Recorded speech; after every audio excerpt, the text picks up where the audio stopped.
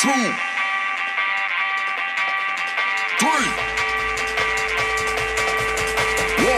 2, 3. Let's go.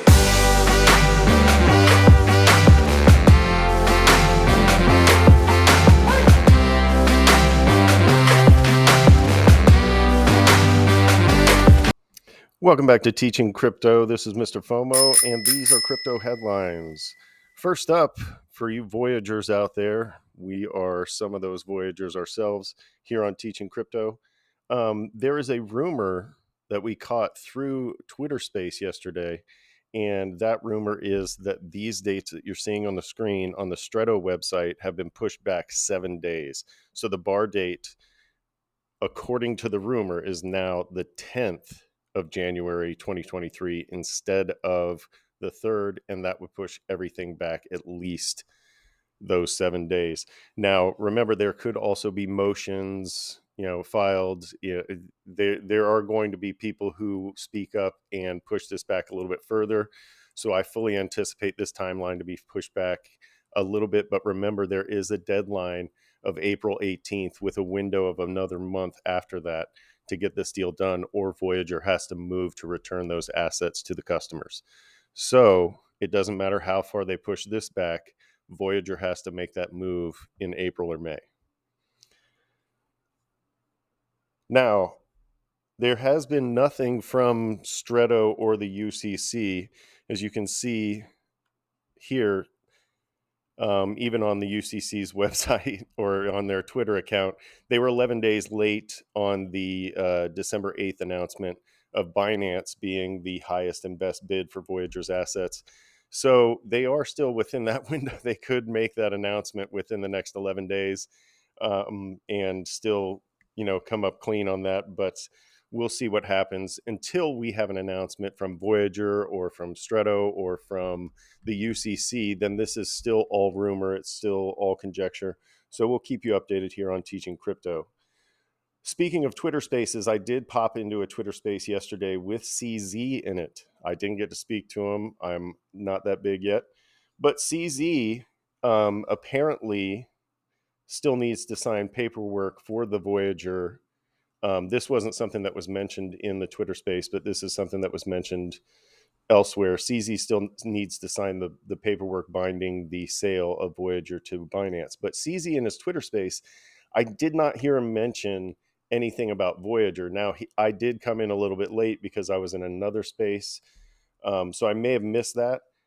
But I didn't hear him mention Voyager, which I didn't take as a good thing. He spent a lot of time defending Binance against the recent FUD and against FUD that's reoccurring. He talked about FUD that was from years back that has now come back to haunt them again.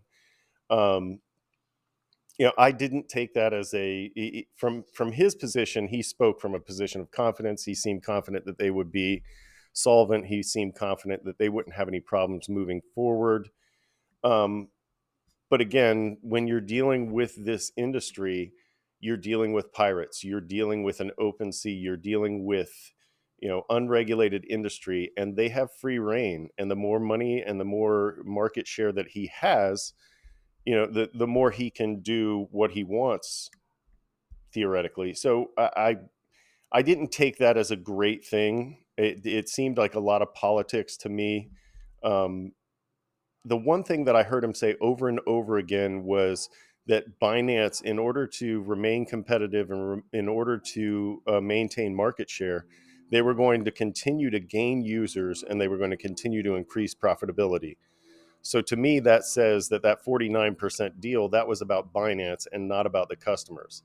It was about gaining customers and increasing the profitability of Binance. And to me, that also signaled that something like VGX was probably dead in the Binance deal, because it doesn't give them necessarily more users. They're gaining those users from the trade with Voyager anyway.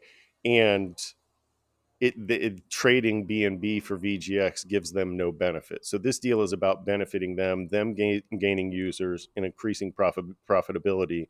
So it looks more and more likely that Voyager customers are really going to get it on this one compared to what we thought we were going to get with that fake FTX deal. Now on to Coinbase. Let's swing over to that.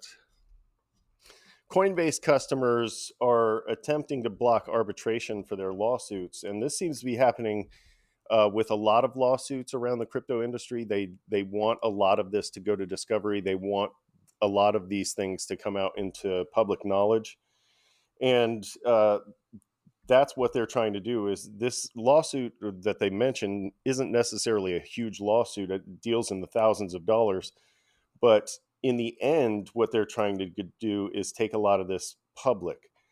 Now, I'd like to remind everybody that Coinbase took a lot of flack way back when, before Terra Luna, before 3AC, before any of this went down. They took a lot of flack for saying, yeah, not your keys, not your crypto. If you are on Coinbase and we go into bankruptcy, you become an unsecured creditor.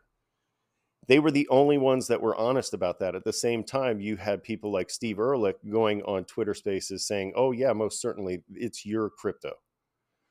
And so I have to fight back against this idea that Coinbase wasn't forthcoming, at least with that. You know, a lot of us were talking about our respective platforms, Voyager, BlockFi, Celsius, FTX, when that news came out. And we were saying, well, I'm glad I'm with this company. And now here we are in bankruptcy. We find out that we were, in fact, going to be unsecured creditors according to the fine print, no matter what the CEOs and, you know, mouthpieces of these companies were actually saying. The other things that are being discovered, which I don't think are necessarily, I don't think these were mysteries in the first place. Customer service is terrible. Account access is not always great. Customers can get cut out of their accounts, especially during volatile times. And the overall idea is that they systematically fail to honor their user agreements. So we'll keep an eye on this, but I have a feeling that this is going to be just bad publicity, mostly for Coinbase. I don't think this is going to end up taking them down. More news regarding the FTX blunders. Solana tokens continue to slide, and I'll show you a headline that also relates to that. It is because Alameda is liquidating their holdings. And so Solana is going to continue to slide. Solana base tokens are continuing to slide. Currently, Solana is, and I don't think that's right. I think I have to refresh that, but it says it's 936 anyway. And so that's sub $10. That's not a price that you thought you'd see just a little while back. Not financial advice, but somewhere in here, you're going to find a floor price. We don't think that Solana is going to go away anytime soon. We think that this will be one of those projects that survives, and it might be a good time to pick up some Solana if you think the floor price is in. Speaking of Twitter Spaces again, we had some people in Twitter Spaces yesterday that commented that they thought that Solana could get down to sub $5 prices, which would be a steal considering all the partnerships and the momentum that was recently behind Solana. Speaking of coin market cap, if we look over the last 24 hours, BitDAO, Neutrino USD, which is a stable coin, Trust Wallet token, Ethereum Classic, Internet Computer, these are all the top movers, with BitDAO moving the most at 17%, the rest between 2 and 5% over the last 24 hours. The last 7 days, BitDAO, Internet Computer, OKB, Terra Classic, which has actually been dumping over the last 24 hours. So if you got into that and made some money, it's definitely time to take profits, not financial advice. And Quant, a fan favorite on the channel. Those are your top movers, and those are your crypto headlines for December 29th, 2022. You guys have a great day, and we'll see you next time.